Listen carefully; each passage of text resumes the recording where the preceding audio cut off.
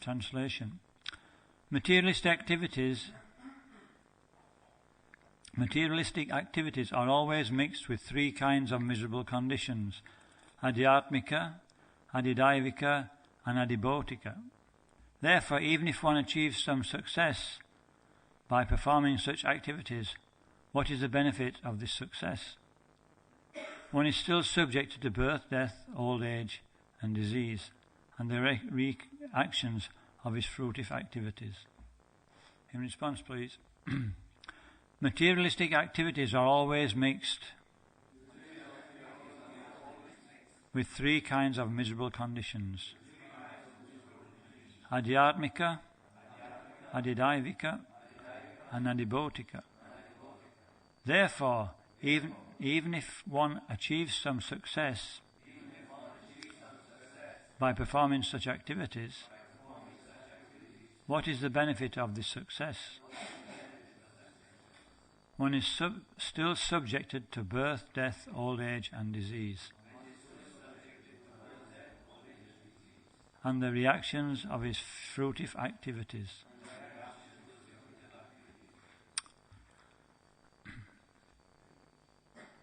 Purport by His Divine Grace A.C. Bhaktivedanta Swami Srila Prabhupada Ki Jai. According to the materialistic way of life, if a poor man, after labouring very, very hard, gets some material profit at the end of his life,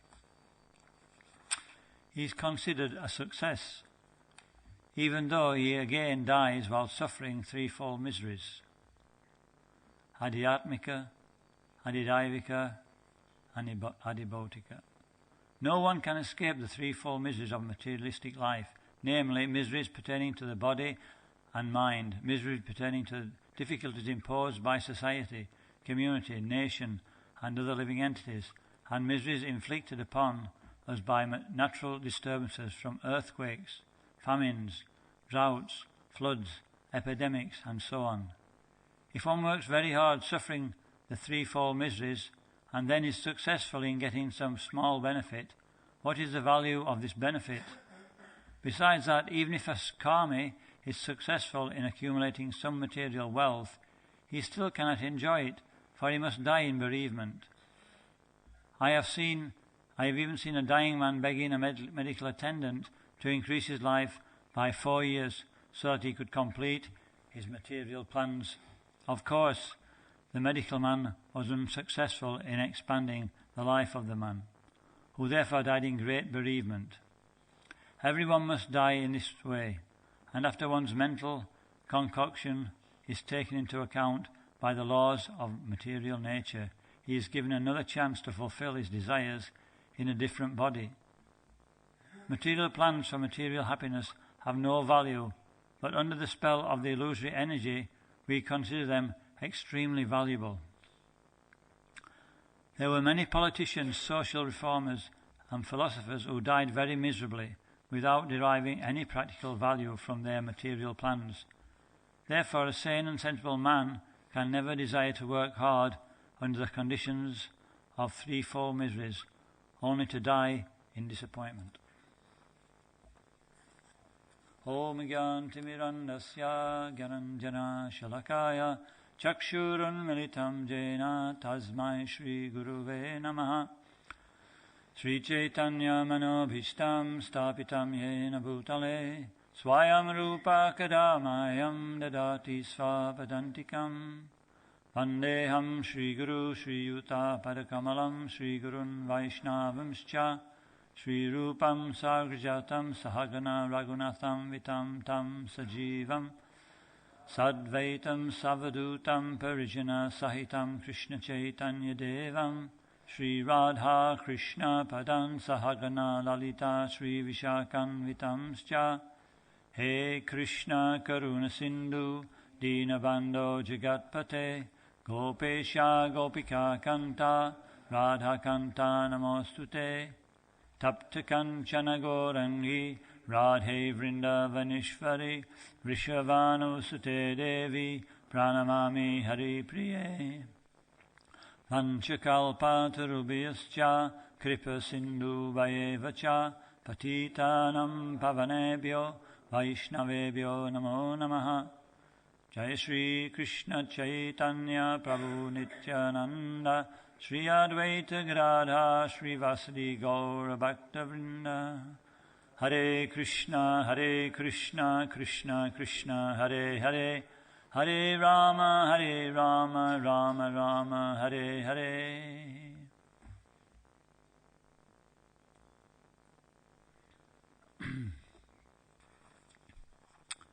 The living entity tries to achieve happiness and rid himself.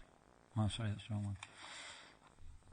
Materialistic activities are always mixed with three kinds of miserable conditions: adhyatmika, adidaivika, and adibhotika.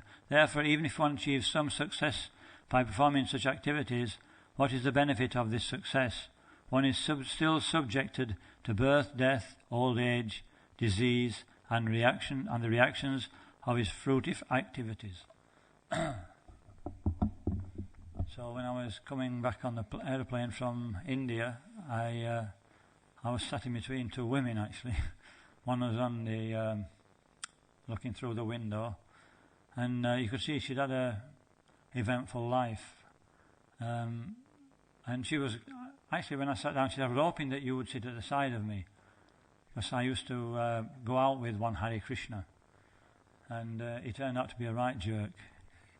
He promised so much, and then he just took off. So actually, that's not really a Hare Krishna. These are, as she said, they're not really devotees. We're all devotees because we accept Krishna as the Supreme Personality of Godhead. But obviously, devotee is very, responsible. He realizes that he just cannot act the way he wants, and just do, on the plea of being Krishna conscious. I'm transcendental, Prabhu. So this happens quite often. And so we should understand this as just nonsense. But coming to the point is that she started to explain about a little bit about her life, and and it was, you can see, very, very. She was taking, every so often she'd take a sleeping pill and drop to sleep for a while. It was, you can see, just suffering from beginning to end. And then she said, I asked her where she'd just been. I've been to Cambodia. And I don't know much about Cambodia, but last time I heard about Cambodia, it was an infamous place. That was about 30 years ago, was it? 20 to 30 years ago. And I thought, what would you get out of Cambodia? But when she started showing me some pictures, you can see actually that's where the Vedic culture was. We tend to think of India as just being a little triangle, but actually it was much bigger than that. He went to the western side of West Pakistan, went all the way down to the island of Bali and further, even to as far as Fiji. So it was a huge dominion, huge kingdom. And you could see all the Vedic temples. It was beautiful. But then she took pictures of where the Pol Pot regime was held. And they call one field the killing field. And we're talking about adibhotika now, miseries caused by other living entities. And we don't realize he says that the material world is a very very unsafe situation. And Prabhupada describes in one particular purport how it's like a drop of water is on a leaf and there's a wind blowing. I mean, what's the chance of it? Sooner or later, off it comes. But even though before the actual water drops off the leaf, we don't realize we're in a precarious situation. When we think we can make nice, safe situation for ourselves, is that right? Tendency is to think we're the controller. It's very difficult to see anybody. Although at every moment we're being controlled, somehow or other by the results of the Maya's illusory energy, we think we're in control. And so we're always working very hard. Intelligent people, they save some funds and for a rainy day or when they're going to retire. The insurance, medical insurance. But all this is actually really a useless waste of time.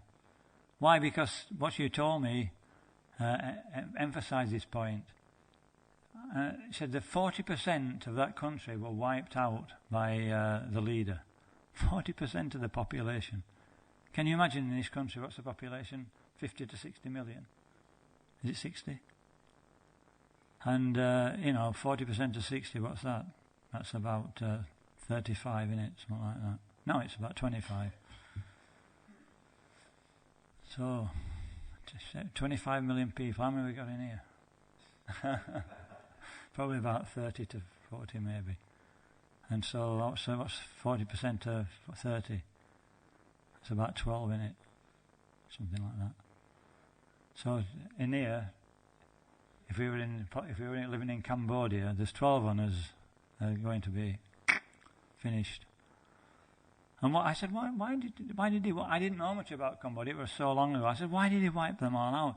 He says, because if you wore a white collar or you wore glasses, he says, then you were executed immediately. Where's the logic behind it? Well, the logic is that they were the intelligentsia, what they call them in the communist camp, the bourgeois, is it? No, what the communists call the high-class people. Yeah. And so anybody who was in that category, they were immediately executed. And it wasn't just a straightforward thing. They used to, obviously, like in Germany, the Nazis had got it so organised that the people who were going to be executed, they didn't know until the last moment. And similar in Cambodia. And then when they did realise, it was too late. They took them into the field, and then they blindfolded them, and then they didn't just shoot them, they actually bludgeoned them to death. They found the skulls with, holes in the skull. And most of them, when they were chucked in the grave, they weren't dead. So then they poured DDT in to kill the smell and make sure everybody who was alive was finished off. So this is what? Adibotika. We've got no control. I remember when I was young, I used to watch The Great War on the television. You remember that? Anybody? Nobody's probably that old. It must have been a rerun. It was in the 60s. It was in the 60s actually, and it used to show the First World War. God, what a hellish condition. They were just like huge bunkers where shells had gone off. That's all it was for miles. I don't know what the life expectancy was, but I heard that in the life expectancy, because I go to Russia, I pick up these things. It says in Volgograd, they used to call it Stalingrad. Now, when Hitler attacked Russia, he wanted to defeat Stalin. It becomes a personal thing. Life doesn't matter anymore. Get him in there. And so he thought, if I conquer Stalingrad, then it'll demoralise the Russians. So that's why they put so much effort into it. And it says they were the Russians were pushed against the Volga. There was 10 yards in some places what they were holding on to, and the Germans were pushing against that. And the boats were coming in and putting more men on to keep the position. And that went on for 2 years.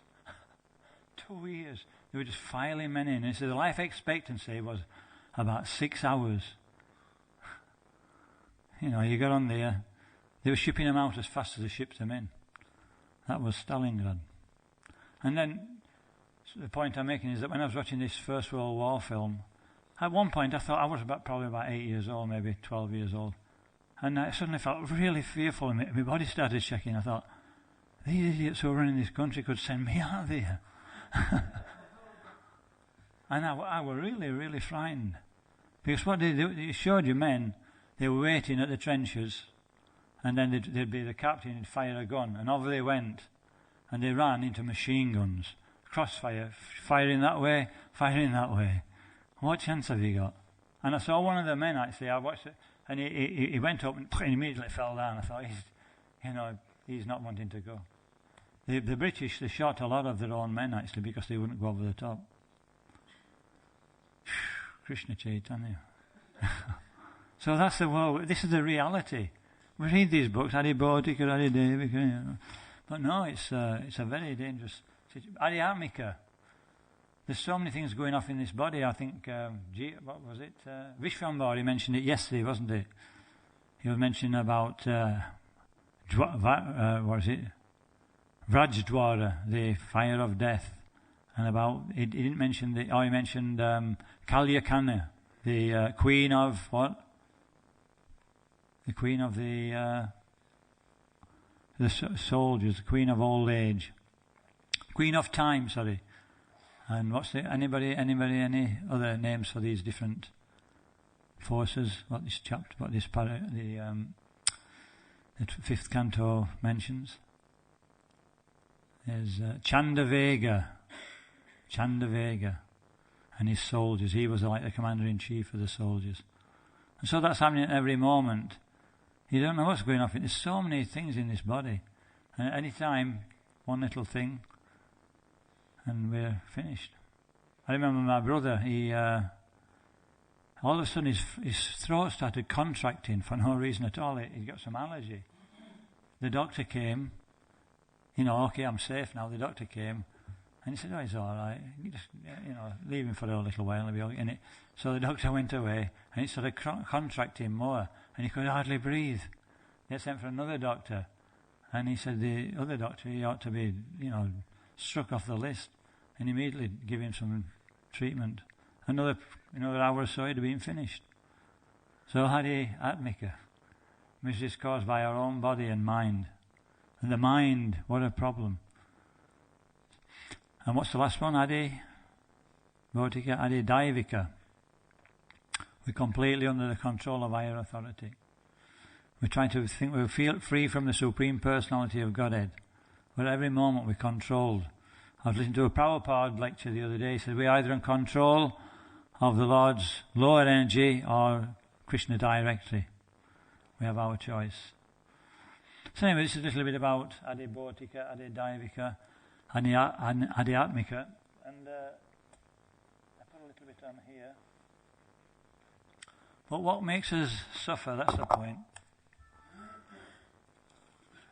Why do we relate to these things?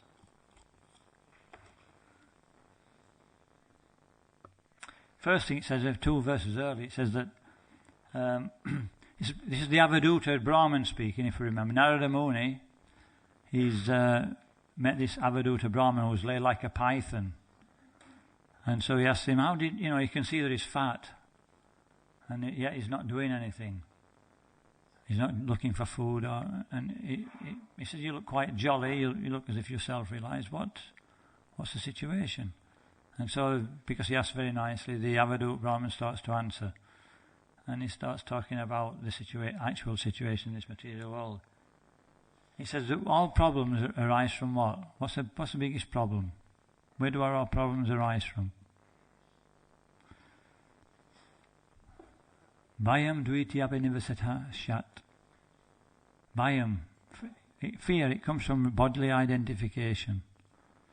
Until we get off the bodily platform, then we're always going to be in a fearful condition. We're not the body. That's the first thing he said. Next thing he said that, why is it fear come from thinking we're the body? The body's subject to death.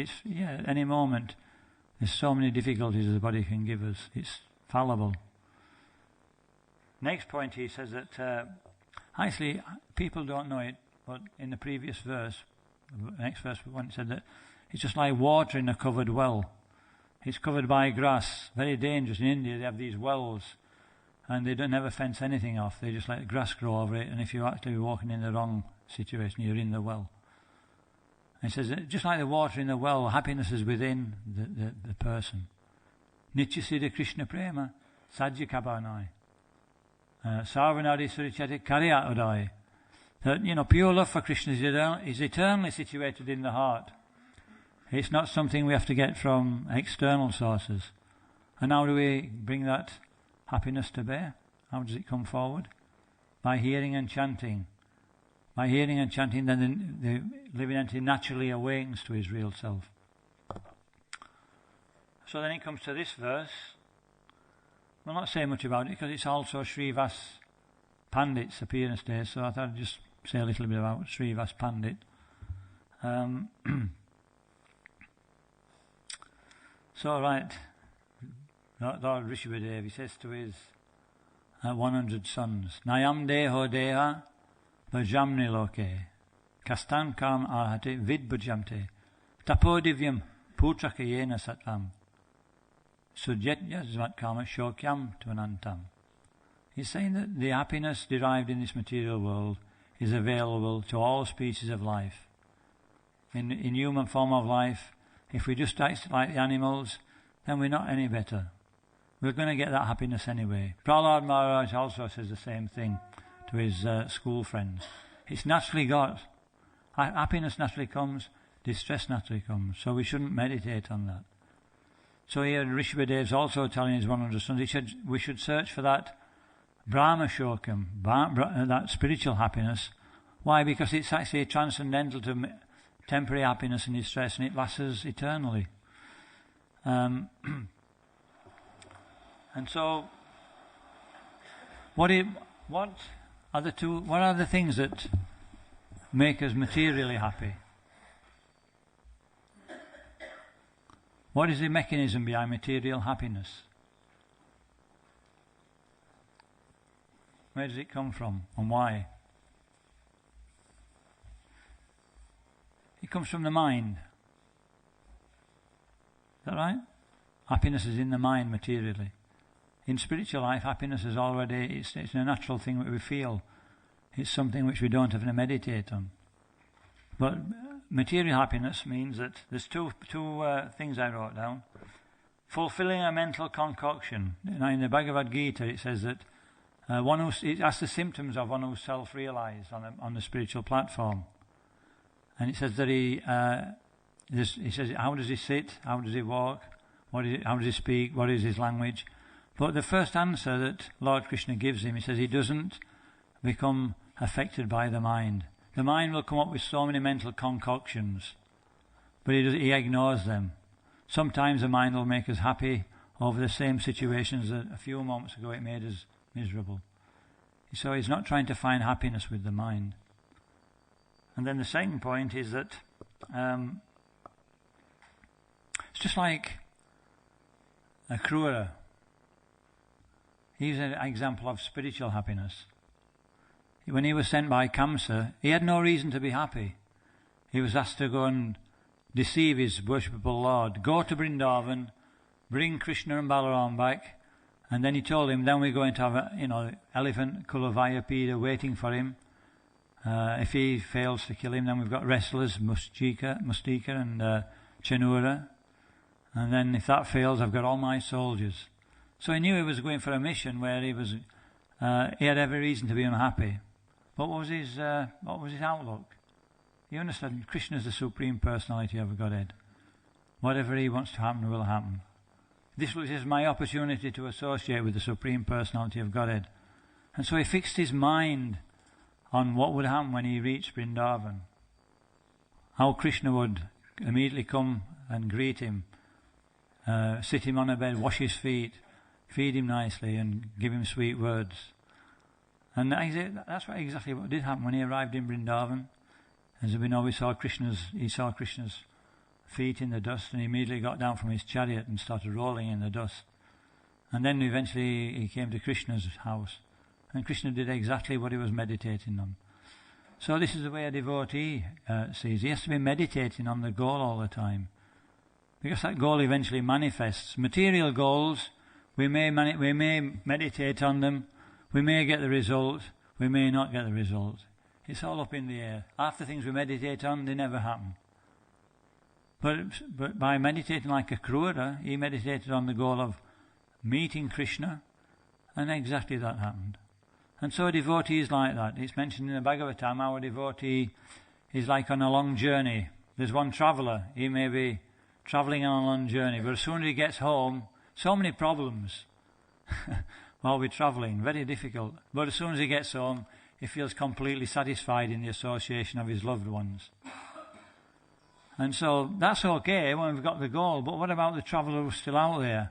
But still, that traveller, he's thinking about the place he's going to reach. Is that right? Even in material terms, we can understand where material happiness comes from.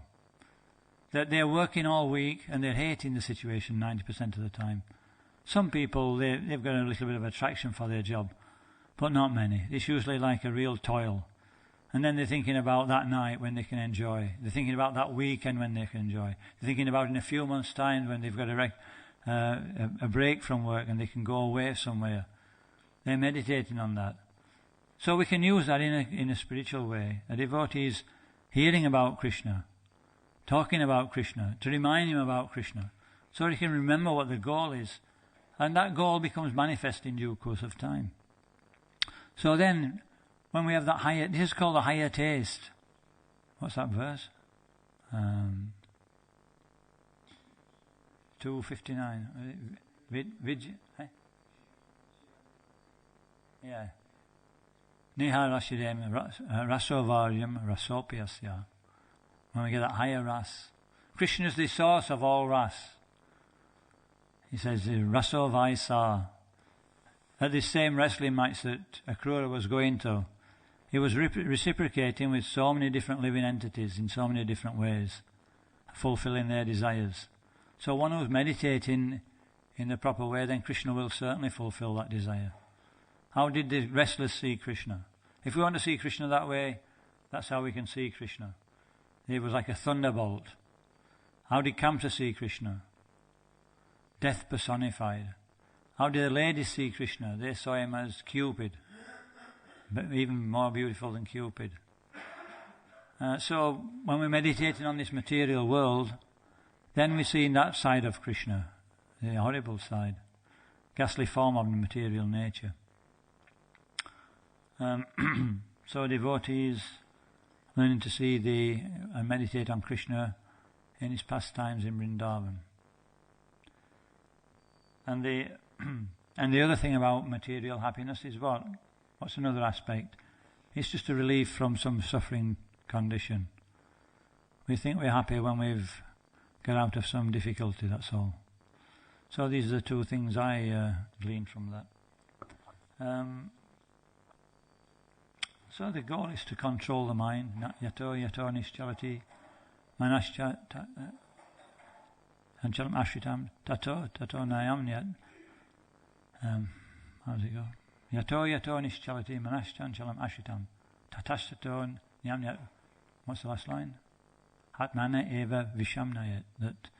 That one has to withdraw the mind from material thought, from seeing things in a material way, and seeing the goal of what he's doing, seeing the spiritual side. And then prashantamana samyenam yoginam sukham uttamam upaicha shanta rajasam brahmabhuta akalmasam. And then that devotee, says the yogi, attains the highest perfection of transcendental happiness. So that happiness is available, what it's saying is available now. It's a matter of controlling the mind and fixing it on the goal of life. Fixing it on Krishna. This is what's that verse? I can't remember. Yena tena prakarina mana Krishna niveshayat sarva vidi nishedeshu etaya eva kinkara. The conclusion of all the scriptures, and it supersedes all other directions given in the scriptures, is that we should always remember Krishna and never forget Krishna. Everything else is subservient to this one instruction. And in this way we can break this materialistic way of life, this materialistic thought, and we rise above these threefold miseries: adhyatmika, adidaivika, and adibhotika. The mind, control of the mind at all times, fixing the mind on Krishna. Prabhupada said we perform devotional service in Krishna consciousness. This is the point. We can externally perform devotional service, but it becomes a ritualistic activity. But when we perform it with our mind fixed on Krishna, then it becomes actual, real devotional service. So today is Srivas Thakur's appearance day, and so he was one of the Panchatattva. He was an expansion of Narada Muni, and he was called the devotional. There was Lord Chaitanya is the devotional, is the form of the Lord, and what's that verse?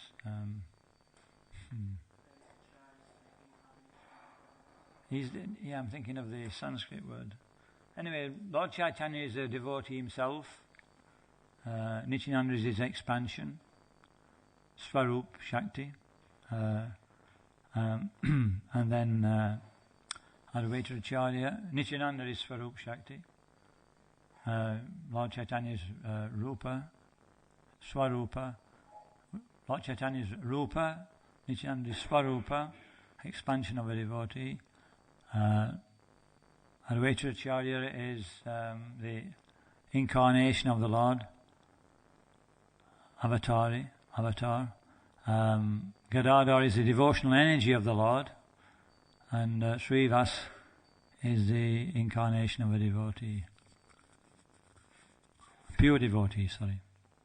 And so he showed these pastimes with Lord Chaitanya. These very nice pastimes. Srivas was a very exalted devotee.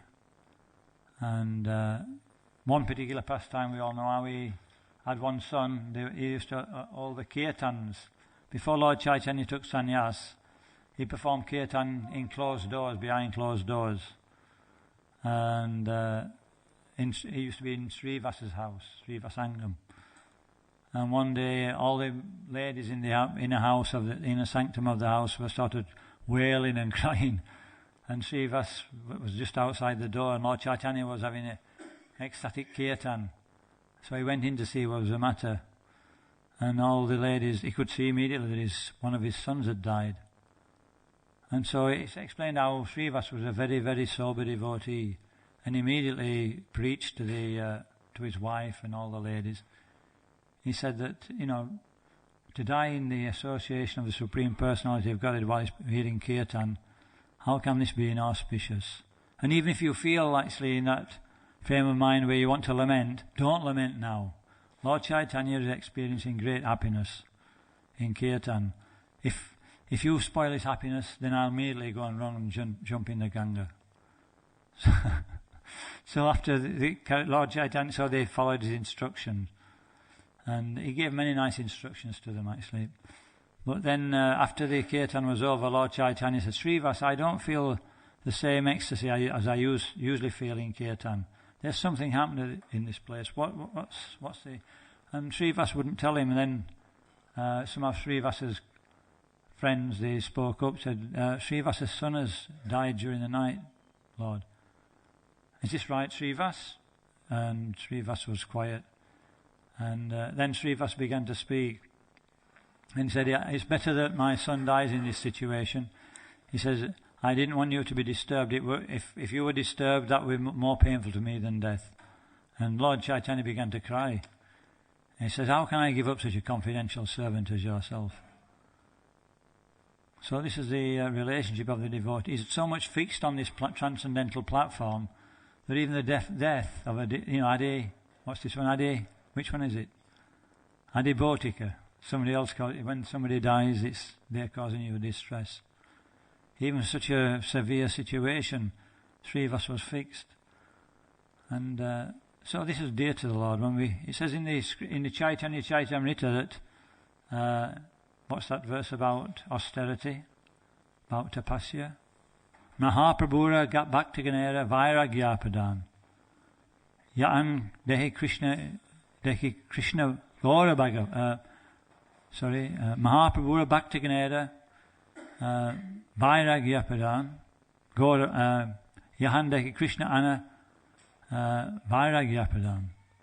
He says, when Lord Chaitanya sees the renunciation of his devotees, he says, first of all, renunciation is a basic principle which sustains the life of Lord Chaitanya's devotees.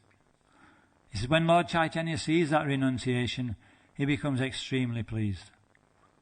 And so I think this is a real renunciation. Lord Krishna said to Arjuna, you can control so many things, you can fight with so many weapons, but if you can control the mind, then I will really call you a warrior. Mahabaho, that's real warrior.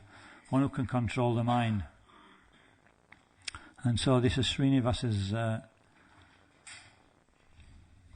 input to this class. He showed us by his personal example, Srivas Thakur. Even the relatives of Srivas, the relative of a devotee is also very fortunate. Srivas Thakur had one niece, a 4-year-old niece they call Narayani. And Lord Chaitanya wanted to give her a benediction. And everybody was in the house, and he said to Narayani, start chanting the Hare Krishna mantra in great ecstatic love. Little 4-year-old girl. And she started chanting the Hare Krishna mantra and wailing in ecstasy. So there were tears coming from her eyes, and so many tears that she drenched all her body, and there were a puddle of tears on the floor. And then when everybody saw her, everybody else became wrapped up in ecstasy. And so this is the nature of devotional service. We cannot take it, but when we please Krishna by our proper execution and by our austerity in trying to implement this process, then Krishna can immediately benedict, even with a 4-year-old child. So what to speak of anybody else? There are some more pastimes. Maybe we should say a few pastimes more, because it's a very special day.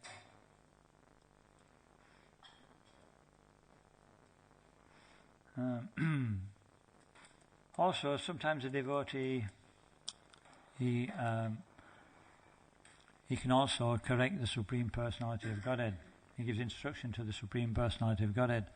There's one example where when Nimai was a young boy, he was preaching very nicely. He knew the logic, grammar, so many things very well. But according to Srivasa's calculation, he was a Vaishnava. He saw that he's becoming very proud.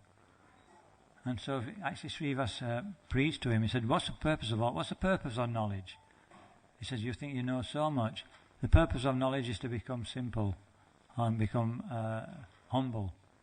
He said, become a devotee.